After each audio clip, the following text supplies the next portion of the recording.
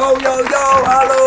Ketemu lagi bersama gue Simon Rama, YouTuber pendatang baru yang sudah tidak asing lagi di dunia fitness dan healthy lifestyle. Sebelumnya gue mau ngucapin banyak-banyak terima kasih untuk kalian yang sudah nontonin video-video gue selama ini, dan terutama yang sudah subscribe. Dan kalau yang belum subscribe, yuk cepetan subscribe sekarang biar gue terus semangat membuat karya-karya yang positif dan bermanfaat untuk kita semua seputar dunia fitness dan healthy lifestyle. Sebagai informasi guys, gue adalah seorang praktisi atau profesional personal trainer master yang pernah bekerja di tempat gym terkemuka di Jakarta, Indonesia. Dan gue gak pernah mengambil pendidikan seperti sarjana olahraga, ataupun sarjana ahli biologi, atau ahli anatomi, atau ahli fisioterapi, atau ahli nutrisi ya guys. Nah, basic gue adalah berdasarkan pengalaman gue sebagai master trainer di tempat gym tersebut. Dan gue dibekali banyak ilmu, dan juga setiap harinya gue memegang banyak kasus sebagai individu dan juga sebagai kelompok. Jadi banyak sekali kasus-kasus yang sudah pernah gue tangani ya guys. Dan gue pernah bekerja dari mulai tahun 2009 sampai sekarang. Gue masih berlanjut sebagai seorang personal trainer, tapi sekarang gue freelancer aja, udah gak kerja di tempat gym terkemuka tersebut. Tujuan gue membuat channel ini, gue jadi bisa berbagi hal-hal yang positif dan hal-hal yang bermanfaat untuk kita semua sebagai ladang amal jariah gue nanti di dunia yang setelah gue nanti mati guys. Subscribe dan komentar, kritik dan sarannya gue terbuka selalu.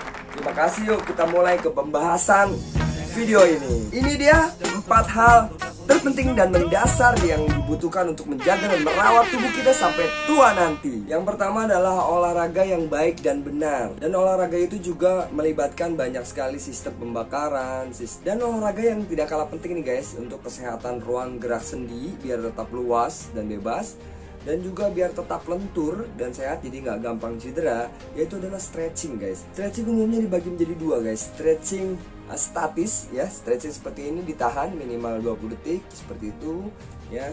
Untuk bahu ini seperti ini ya, misalnya untuk lengan seperti ini, seperti itu ya. Dan juga misalnya untuk tricep seperti ini ya, itu contoh statis. Dan kalau misalnya dinamis itu ya bergerak terus menerus seperti ini, nggak berhenti.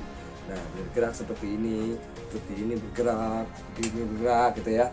Itu salah satunya guys, harus kita lakukan minimal 20 detik. Nah, biasanya dilakukannya itu di antara set kalau kita lagi latihan otot. Misalnya kita latihan ya 3 set, latihan misalnya lagi latihan push up ya 3 set. Nah, di antara latihan push up itu daripada kita nggak ngapa-ngapain guys, kita stretching aja. Dan umumnya olahraga dibagi menjadi dua guys, yaitu adalah aerobik dan juga anaerobik. Ya, dua-duanya ini penting banget guys. Nah, kalau yang aerobik itu untuk melatih jantung, paru-paru, dan sistem peredaran darah.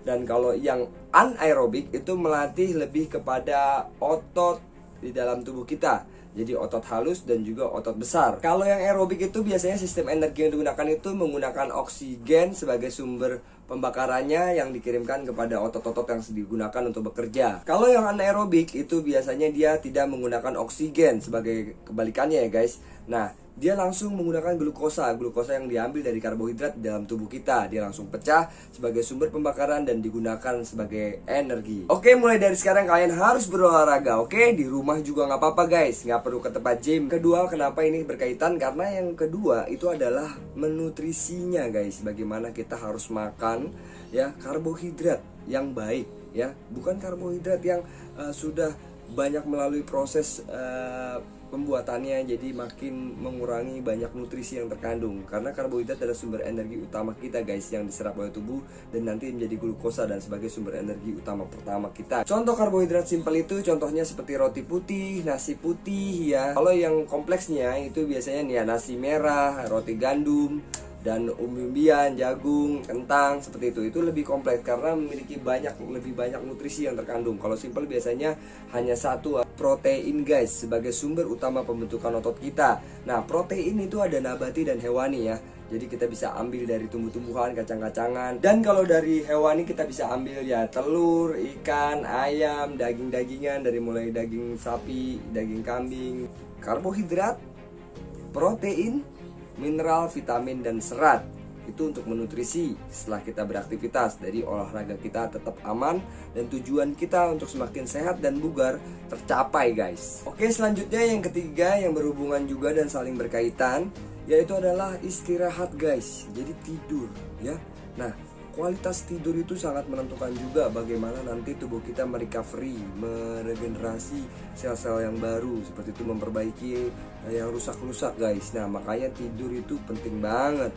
Nah tidur yang berkualitas itu nyenyak banget ya guys, jadi tidak terganggu sama sekali, ya minimal 6 jam dan juga 8 jam, tergantung juga sih. Kalau misalnya kita yang sudah advance ya, sudah benar-benar latihannya juga olahraganya sudah mulai serius dan mulai berat, bagusnya itu justru malah 10 sampai 12 jam loh guys, agar si otot itu bisa benar-benar recovery ataupun sembuh dan pulih. Jadi mulai dari sekarang jangan bergadang lagi ya guys kalau tidak ada perlunya. Dan yang terakhir, yang keempat selanjutnya, yang paling terpenting juga adalah hidrasi ataupun bagaimana kita mengambil air mineral. Jangan sampai kita nunggu haus guys. Ambil kebutuhannya untuk memberikan nutrisi air mineral di dalam tubuh kita, yaitu adalah 30 ml per berat badan. Kesimpulannya guys, kita tadi sudah ngebahas nih guys tentang olahraga. Nah bagaimana sih contoh-contoh olahraga, kalian bisa search YouTube pastinya.